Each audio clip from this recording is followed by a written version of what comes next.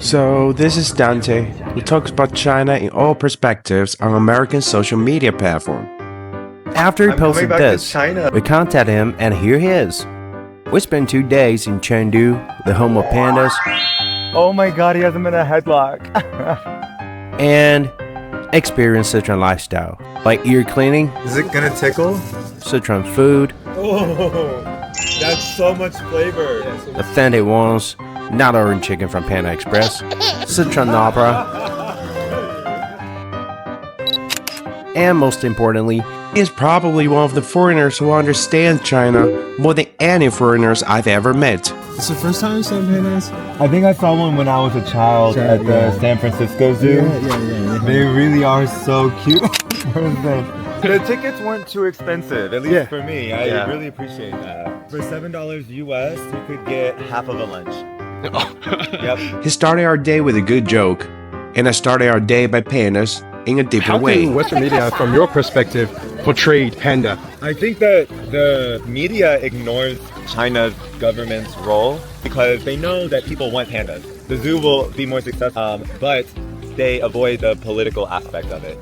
I think that's like a lot of US-China relations. Like the people in charge know that working with China is good, but they just can't talk about it. Most people just love pandas, but I do think if you ask them about it, if you tell them, oh, by the way, China has the rights to all of the pandas and they take care of them like very strictly, make sure that no one is getting abused or neglected, they might think, oh, that's China's government doing too much again. So do you feel pandas are suppressed here? No, the pandas are so loved here. Chinese people would be outraged if the pandas were being mistreated. Enough fun for pandas. Let's find a fun place for human beings.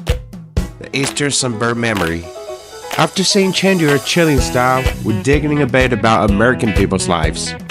That 35,000 Americans die, preventable deaths per year, from being from a lack of access to healthcare because they're not properly covered with health insurance. But instead of focusing on the truth, we are focusing on the Tesla that exploded outside of Trump's hotel. We're focusing on immigrants. We're focusing on China. All of these distractions have nothing to do with what the government should focus on. For individual Americans, do you think your life is getting easier or harder? I think overall the wages are not increasing as quickly as the cost of living. It's easy to Google online, find about the stats, like the average rent in New York compared to... Why do you care so much about the truth? Maybe I'm a journalist. Journalists, come to America and see how we treat journalists. No, I think it's like 40% of Americans live paycheck to paycheck. Look that up, I don't know exactly because it's changing, but a huge percent of Americans cannot afford a $400 emergency. They can't afford if something goes wrong and they're living paycheck to paycheck and they go into debt when something goes wrong and they can never get out. They might become homeless. They might turn to drug use to stop feeling the pain. Do you want to try some coffee? Yeah. Everyone has been telling me to try Luckin Coffee on TikTok, so I need to try it. Wow. Since he mentioned about TikTok, all of our apps are so free that they appeal to the lowest human emotions in order to engage users for profit. TikTok protected users and had a lot of features that we really liked, and it promoted such a cool community, so much understanding, spontaneity, and it genuinely connected us and didn't make us hate each other. Do you feel sometimes the critics will give you too much pressure? They could never discourage me. The critics could never get me down. Because I know when I put something out, I work so hard to fact check and do original research, and I'm coming from a place of trying to promote peace and development and helping people. what a long time walking around. Let's grab some food. And this one is a really famous Sichuan cuisine. It's called mapo. Mapo tofu. I love mapo tofu, yeah. but we only have like Chinese American version. I never get to try this one.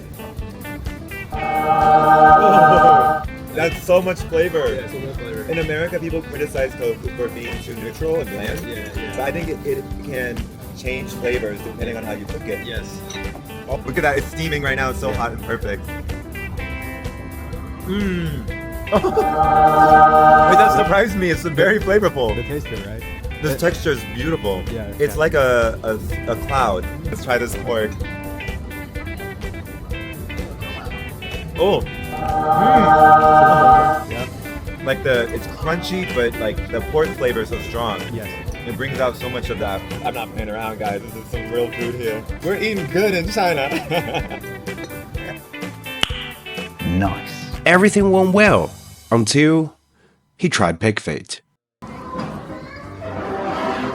Yeah. See, it's like jelly. Why do so here's a big cultural difference. Yeah.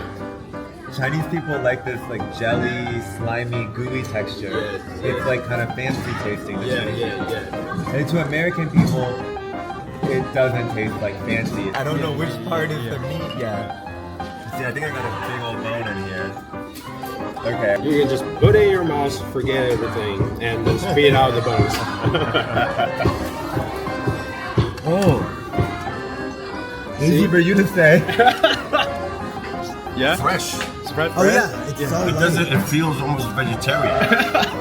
Really, it really does. It doesn't have the It's flavor. not like bacon. It's not like. It's definitely not Yeah. bacon. Elsewhere, Dan and his friend felt the vibe of the city and decided to do an improvised DJ show in People's Park. Where I and Dante had our last talk to finish our days. Looked at this existential threats, big political issues that are going to affect everyone in the world. And I think this is the most important thing that people need to learn about and need to talk about because it affects everything. It affects climate change. It affects war and peace. It affects the economy. Learning about China is the most important thing Americans need to be doing right now so that we can build bridges of friendship, understanding, and business collaboration. Yeah, because over the past few decades, China has been developing in peace, quietly. And to some of the people in power, they feel like China snuck up on them. The only thing that can beat the corporate media is personal experiences. So There's Dante, one more. who is he? The panda that Po from Kung Fu Panda was based off of. 是关注了他吗？ Yeah.